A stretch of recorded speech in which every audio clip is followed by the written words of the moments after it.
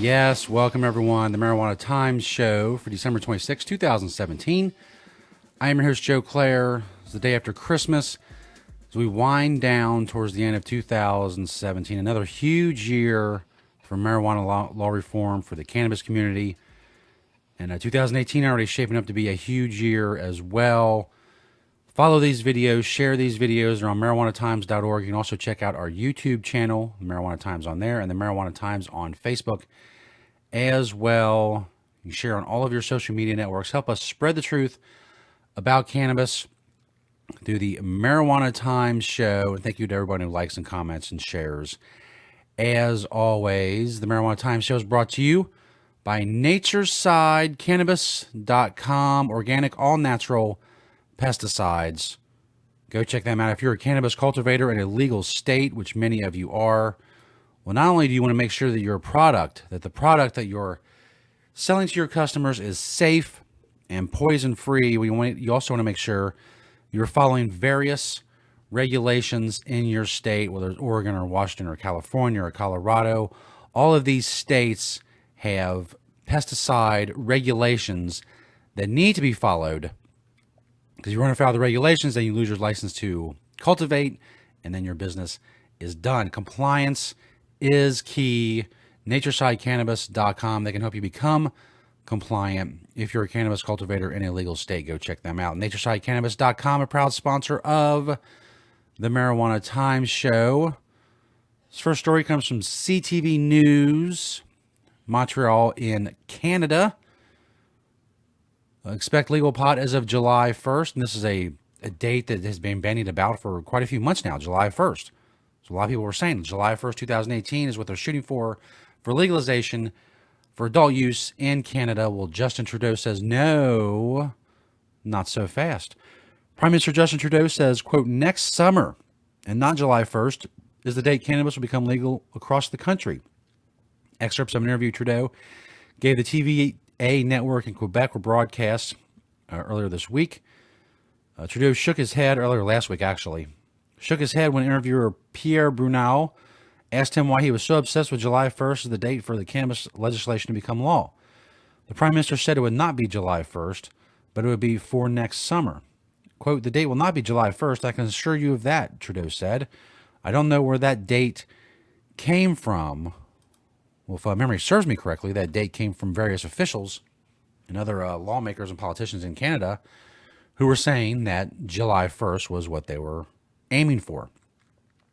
It was last week, I believe it was, on this show, we talked about conservatives in the Canadian Senate were already making noise about delaying that and needing months upon months upon months of review to legalize a product that is not dangerous and should not have been made illegal in the first place. Well, they need multiple months to figure this out, even though the House just took multiple months to do so. Now the Senate has to do so as well in Canada, so they're talking about it being delayed.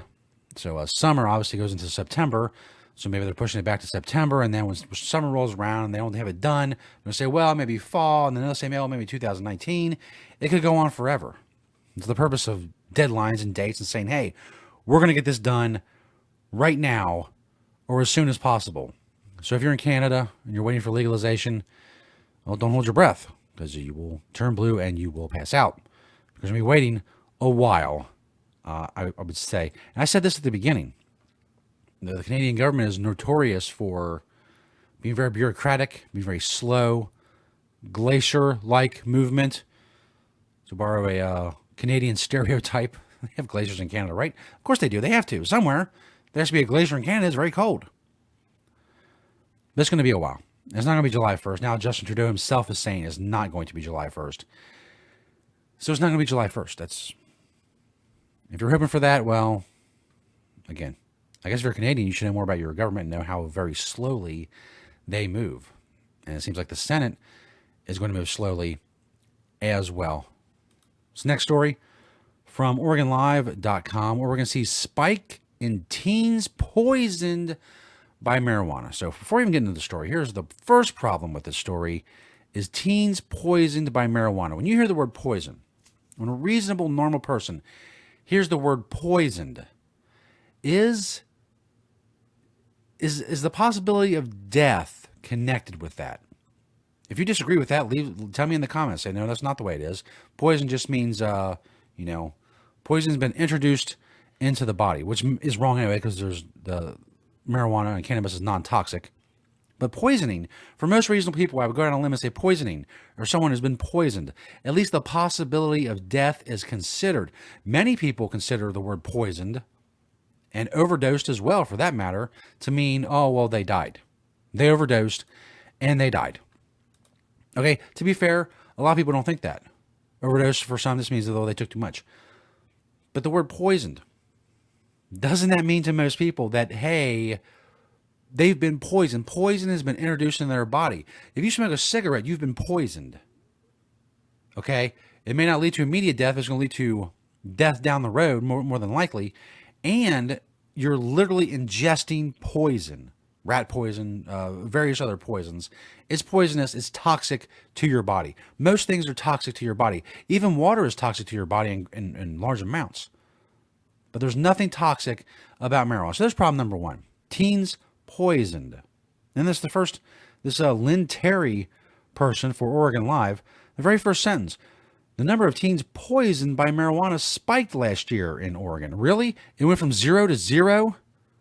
Is that the spike you're talking about? And that's what they're talking about. About 70 adolescents between ages 13 and 19 sought treatment in an emergency room or called the Oregon Poison Control Center over symptoms such as anxiety, agitation, and hallucinations.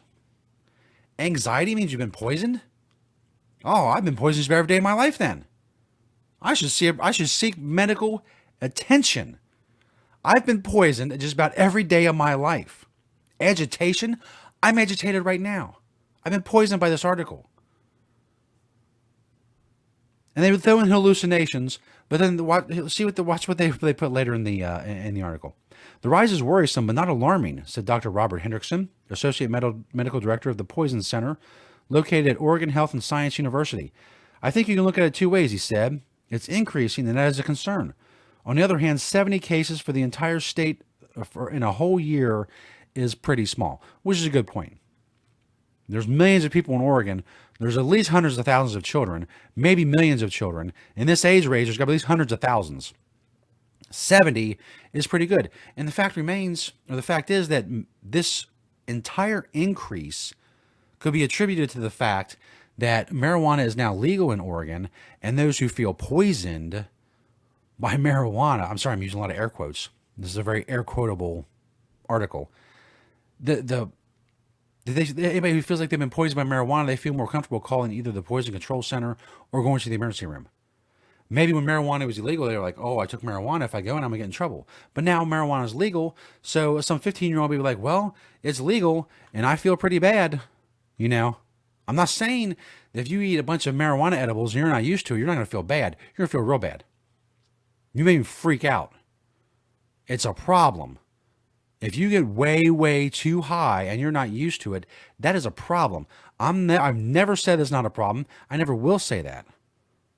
But this entire increase can be attributed to people in that situation just going, well, it's legal. I'm just going to call the Poison Control Center and ask them what to do because I'm not going to get in trouble for it. Although, you know, you're still not allowed to do it as a kid. But legality, it contributes a lot to this. How much? There's absolutely no way to know. The emergency cases are up. Marijuana use among teen adolescents has remained flat over the past 5 years, according to state health officials.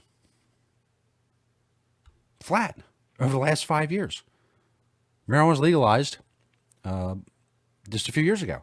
So, again, that points to the fact that maybe now they're just more comfortable in seeking treatment for that. The Oregon Poison Control Center's data stems from calls to emergency rooms across the state. They also include some calls by individuals seeking advice. Seeking advice. Now, we've backed way off from being poisoned. Now it's just some high people going, man, I'm really, really high. I'm uncomfortably high. I don't like this. How long is it going to last? What can I do to kind of mitigate this? Can I drink some water? Is there a way to detox this? I'm just way too high. I'm absolutely way too high. I ate this whole brownie. I shouldn't have. I'm freaking out. I don't like this. I don't want to feel like this. Which is perfectly reasonable, as I said. That's a perfectly reasonable reaction to being way too high. But you call seeking advice, well, suddenly you've been poisoned and you're included in the statistics. There's no antidote to marijuana poisoning, the article goes on. You just have to wait it out. Yes. And you won't die. I know, it's uncomfortable. It feels like it's horrible. It's horrible. And the higher you are and the less use you are to it and the less tolerance you have to it, it's going to feel even worse. It's bad. A bad trip, man. But you're going to live. In severe cases, now listen to this. In severe cases, patients must be put on a ventilator and kept in the hospital for perhaps a day or two. But that was not the case of any of the teens in the past 2 years. It's no now worst case scenario. Hasn't happened to anybody in the last couple of years. According to this person who doesn't strike me as pro marijuana, again air quotes. Most people who we get a call about do well, Hendrickson said. Their symptoms last for a couple of hours and then they get better and go home. The symptoms go away as marijuana is flushed out of the bloodstream. There have been no deaths in Oregon attributed to marijuana, according to Hendrickson. Health officials advise adults to keep marijuana products locked up somewhere away from children. Absolutely. If you have brownies or gummies or anything that a child will mistake for just plain old candy, keep it away from them. That's your job as a parent. But as far as hallucinations, nothing. They point out the worst case scenario, so that doesn't happen. And nothing about hallucinations. He does say that this article says the cannabis products sold today are much more potent than those sold in the 60s and 70s. Of course, there's a vast increase in the availability of edibles. All of these things are true. But to go from where we started, Oregon teens are being poisoned by marijuana, to some teens were calling for advice, and nobody's have been put on a ventilator, and most people, they just, they come down off their trip after a few hours, and they're cool. I hate my pet peeves, especially as a writer. I was going to call myself a journalist, but I'm not really a journalist. I'm a writer who writes about cannabis. I happen to know a whole lot about it, and I've been writing for a long time, and I have a lot of opinions about it and long trains of logic and lots of years of thought behind those opinions. So that's what I do. I write about cannabis. I'm not a journalist. I'm not out there pounding the pavement or whatever for quotes from somebody with my little newsy hat on with a little tag in it or whatever.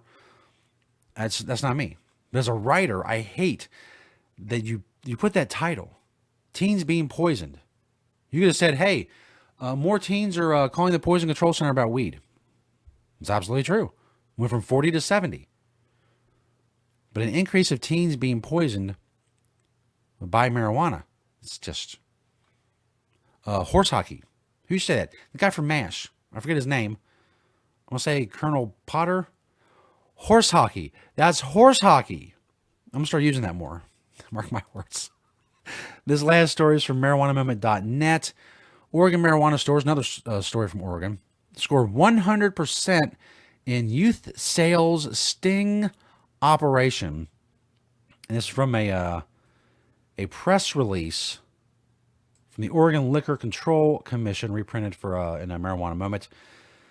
The Oregon Liquor Control Commission has conducted the first of its statewide minor decoy operations to determine if marijuana licensed retailers are complying with state laws and OLCC regulations, ensuring minors aren't able to enter the business to purchase marijuana products. Boy, again, as a writer, that's long-winded.